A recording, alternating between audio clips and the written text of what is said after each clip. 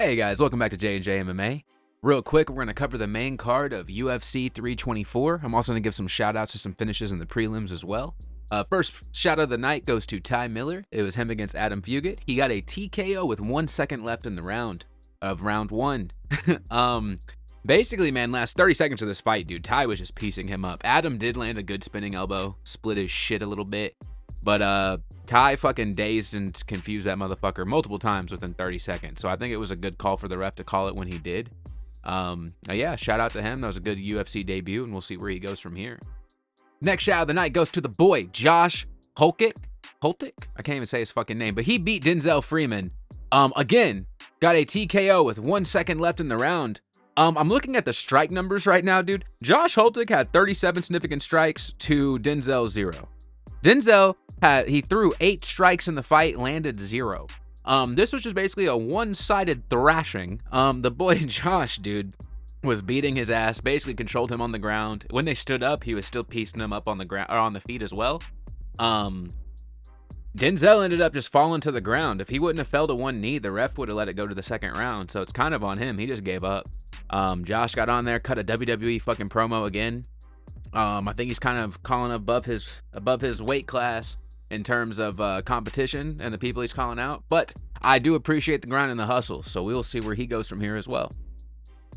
Next shout of the night goes to Alex Perez. He got a TKO against my boy Charles Johnson. It was very sad to see. And Charles Johnson looks goofy as shit. But usually that goofiness helps him in his fights, I feel.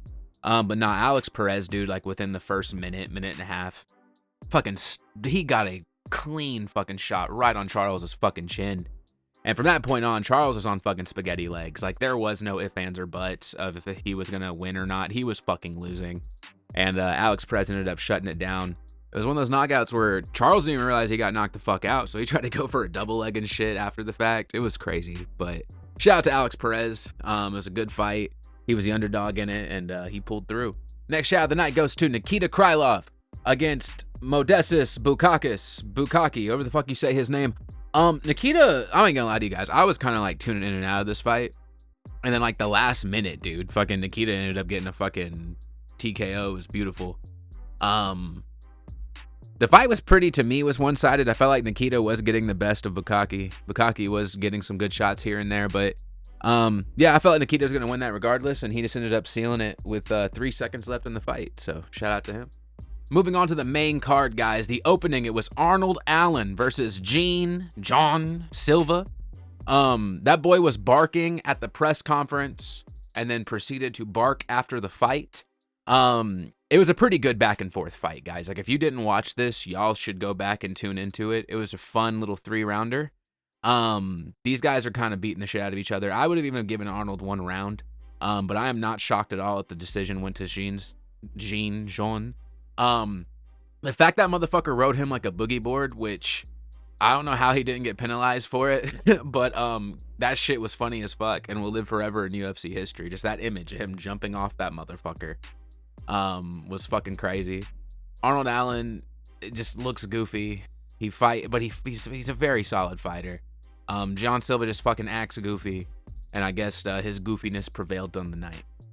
Next fight was Natalia Silva versus Rose Namajunas. Now, my issue lately in the last like 2 years with watching Rose fights is that like anytime I think Rose has a chance of winning or possibly taking it, she loses, and then vice versa. When I think this bitch is definitely losing, there's a chance of like, oh shit, she might take this. I felt like it was a close fight, but I did give Natalia like rounds 1 and 3, I believe. This is another fight where like I was kind of just tuning in and out. You know, it's a fucking Rose Namajunas fight. She looks like Bobby Hill. She's getting past her prime, so I'm not at all shocked that Natalia Silva won. I don't know if Natalia's going to get a title fight off this, though. Like, they might try to, because, oh, you beat a former champion, but it just wasn't the best performance. But again, shout out to her. We'll see where it goes from here. Next fight was Waldo Cortes-Acosta versus Derrick Lewis. Guys, I was so delusional in the lead up to this, so I didn't make a video or anything about it, but I was like, nah, Derrick got a chance, bro. He's been on them peptides. You know, he's been doing his shit. Nah, he don't give a fuck. Like, Derrick doesn't give a shit. He's getting older too. Like, Waldo, like round one, I mean, how many fucking strikes? How many strikes did Derrick Lewis even fucking throw? I'm pulling up the numbers. It says he threw 43, but only landed 8, which is crazy. It was pretty one-sided. Like, Derrick was doing some shit where you thought, oh my God, he's trying. And then Waldo Cortes just came out and ended up beating him. By the end, too, it just seemed like Derrick didn't even give a shit. It didn't seem like he wanted to be there. So that was kind of disappointing. But the Pirate, I'm no black puppy. I'm Dominican puppy. He fucking won. Good for him. We'll see where he goes from here. I don't see Waldo Cortes-Acosta becoming a champion. But now he's like in the top 5. I think, or he already is in the top 5. So it's just crazy right now with heavyweight, especially with Tom being fucked up and everything. That division's all up in the goddamn air. So we'll kind of just see where that goes. Next fight of the night was Sean O'Malley versus Song Yadong. Now, guys, upon first watch, I'm low-key an O'Malley hater. So upon first watch, I was like, nah, dude, like Song took that shit. Like, he clearly took round 2. I guess it was kind of up to round 1. But round 3, I thought Sean was making a comeback. At first, I was like, what the fuck was this decision? But then I went back and watched the fight, and I'm like, yeah, no, I'm just delusional. It's okay. Like, Sean, to me, clearly won that fight upon rewatch. And upon not being a hater.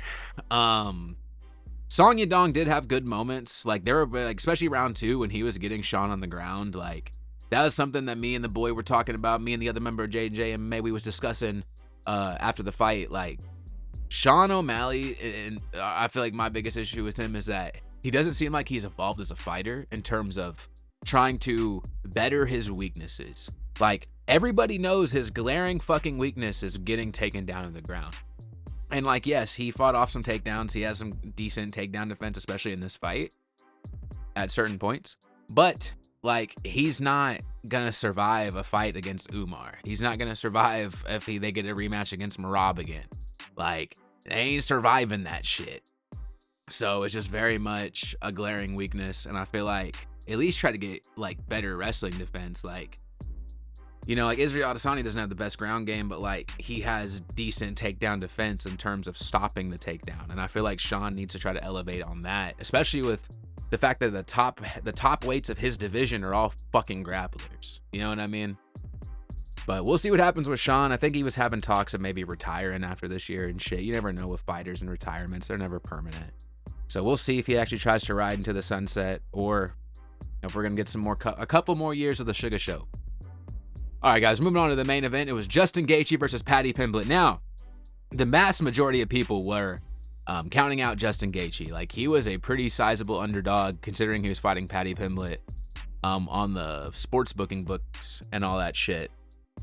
But I was kind of counting him out. I thought Paddy would win this fight. I thought his way to victory was getting Justin on the ground and trying to submit him. Because Paddy, like, can strike, he can throw hands, obviously, as this fight has shown. But he was not cracking Justin Gaethje. Like, Justin Gaethje's chin's fucking weird, dude, because a lot of people thought it died because Max Holloway. And he's been knocked out before. Like, he's only lost 5 times, but the 5 times he's lost, they're usually knockouts. Paddy just couldn't crack him, dude. And same to Paddy. Like, that Scouser has a goddamn chin. With Scouser, mate, we don't get knocked out.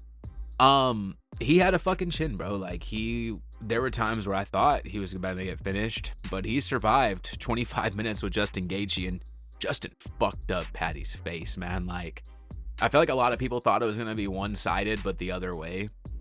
But in reality, I thought it was going to be more, like, not even more competitive. It was a competitive fight. Like, Paddy was landing, Justin was landing. Like, honestly, fight of the fucking year candidate already. It's the first main event of the year. And I feel like that's how main events in MMA should be. They should be a spectacle. Every time you leave a fucking MMA main event, you should be like, God damn, that was the best fight. And I feel like these two guys went out there, beat the shit out of each other. Like, the thing is, Paddy just had no fucking answer for Justin Gaethje. Like, he attempted 5 takedowns throughout the fight. If I'm not mistaken, Justin stopped all of them. Like, I think Justin actually got Paddy on the ground once or twice. And so, it's just crazy. Like, Justin knocked down Paddy 2 or 3 times. Maybe just 2. But throughout that 25 minutes, Like, Paddy had moments where you're like, oh my God, he might, but nah, you knew Justin was locked the fuck in. He was not losing that fight. Shout out to his trainers, shout out to his team and his camp, dude, because they prepared him very well for Paddy. I feel like it also goes to show that Paddy does have a couple of issues in his game as well. I didn't think he was ready to become champion. I felt like they've really fast-tracked him for this shit. And I understand why. He's super popular. But, like, he wasn't beating Ilia Topuria. Like, I feel like Ilia could have beat Justin Gaethje. But I feel like Ilia has way more power in his hands than fucking Paddy Pimblett, you know? But I feel like that fight wasn't upset. I feel like a lot of people lost some fucking money on that shit. Because people are counting out Justin Gaethje, dude. Like, respectfully, like, being slow is the best base for MMA, as it's obviously shown. Not even just like talking slow, you know. But it was a beautiful fight, a beautiful way to start off the Paramount era, start off a new year of MMA. And I'm really hoping this next week's card's gonna match that level of volume. It's really good to be back, guys. I hope you enjoy the video. This video isn't super in-depth like most of them, but we're going to try to keep this train going and keep it rolling. I really do appreciate all y'all that's supported me throughout all this time and supporting this comeback, and I will catch y'all in the next video.